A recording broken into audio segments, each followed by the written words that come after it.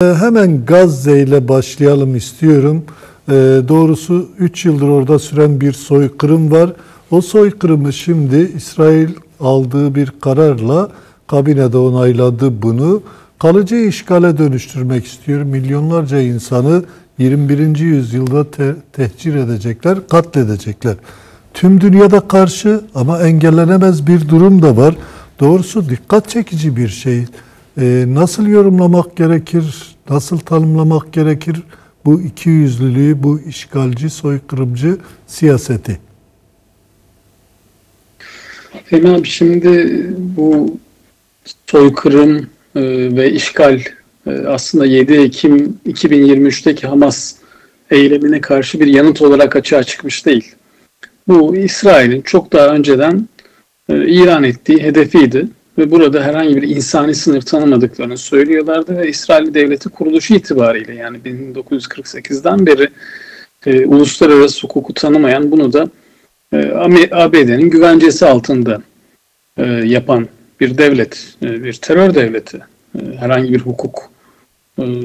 hukuka uymuyor. Evet, bütün devletler şiddet aygıtına başvuruyor ama İsrail bunu 1948'den beri uymuyor ve aslında Filistin'de direniş örgütlerinin 7 Ekim 2023'te başlattığı hareket de bunu görerek önden bir müdahale ediyor. Yoksa Filistin Kurtuluş Hareketi, Filistin davası da aslında bütün o ikiyüzlü uluslararası toplum denen kurumların, batılı emperyalist güçlerin o işte açıklamalarına rağmen aslında kabul edilmiş bir şeydi bu soykırım, bu işgal.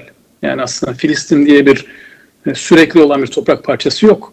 Gazze zaten bir mülteci kampıydı. Kocaman devasa bir mülteci kampı ve dünyada nüfus yoğunluğunun en yüksek olduğu yer. Yığmışsınız insanları.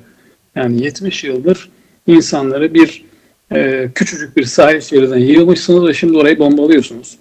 Denize dökmekten bahsediyorlardı Filistinlileri. Onlara insan değil, bunlar hayvan diyerek, ki hayvanın da yaşam hakkı vardır ama insan değil, bunlar hayvan, yok edilmeli diyen bakanlardan oluşan bir kabine yönetiyor İsrail.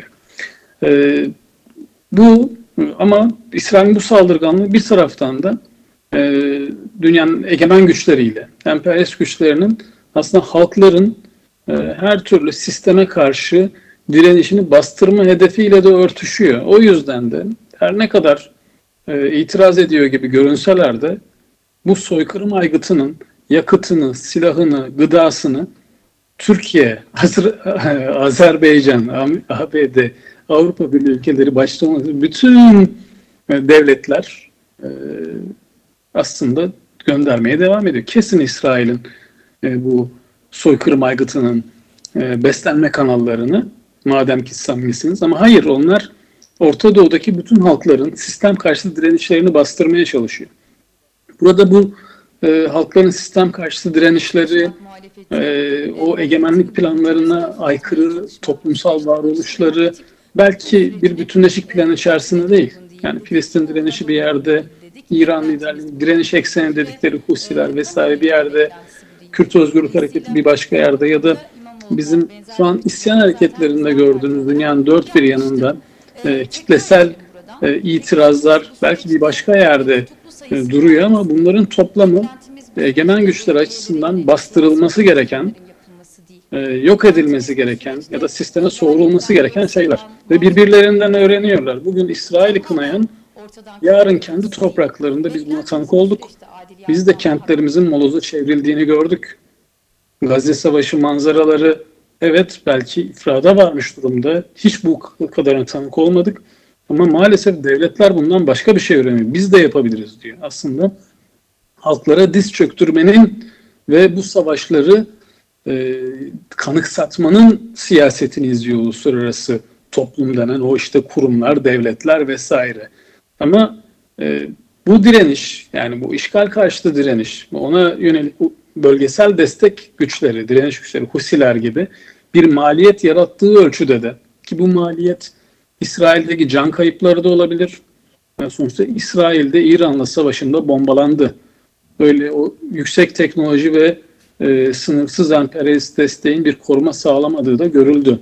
Evet, siz İran'ı mahvedebilirsiniz ama İran da size yanıt verebiliyor. siz Arap çocuklarını, Orta Doğu çocuklarını, hayatını bir rakamdan da değersiz hale getirebilirsiniz. Öyle sahte gözyaşlarıyla andığınız ve açlıktan öldürebilirsiniz. Ama Husilerin direnişi sizin ticaretinizi baltalayabilir. Kızıldeniz'deki trafiği durdurabilir. O zaman ağlamaya başlıyorlar. Yani 2 yıldır oluyor bu soykırım. Yeni bir şey değil ki. O zaman bu maliyet hem İsrail'deki sokağı, yani İsrail toplumu bugüne kadar neden maalesef ideolojik olarak bu işgale karşı değil, bu işgalle bütünleşmiş bir toplum, ama bu maliyet olunca nasıl ki bir direnişin maliyeti sonucunda bir savaş karşıtı hareket doğurdu.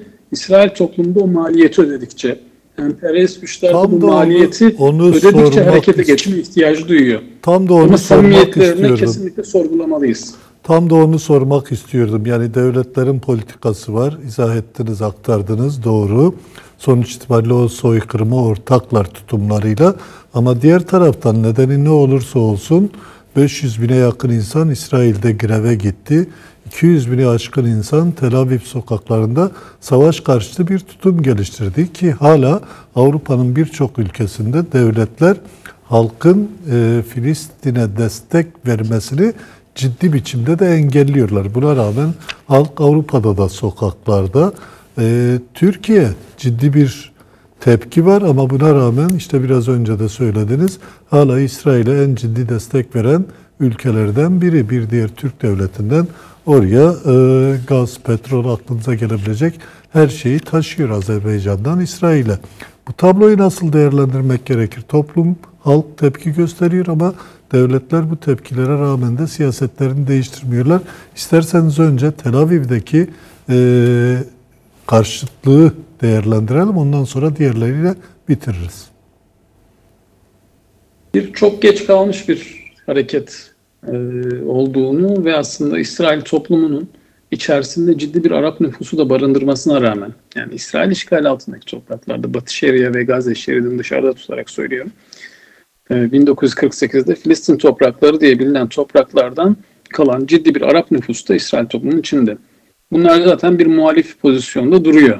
Ama ırk ayrımcılığına uğradıkları için eski Güney Afrika rejimi gibi, yani Mandela tarafından yıkılan eski Güney Afrika rejimi gibi ırk ayrımcı bir apartheid rejimi olduğu için zaten sınırlandırılmış hakları, hareket kapasitesi sınırlandırılmış bir topluluk.